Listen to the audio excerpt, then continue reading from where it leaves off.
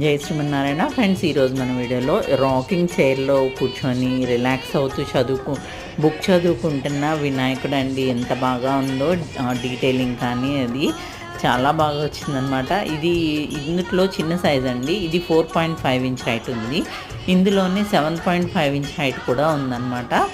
ఇది super fine క్వాలిటీలో, super fine ఫినిషింగ్తో black యాంటిక్లో వచ్చింది.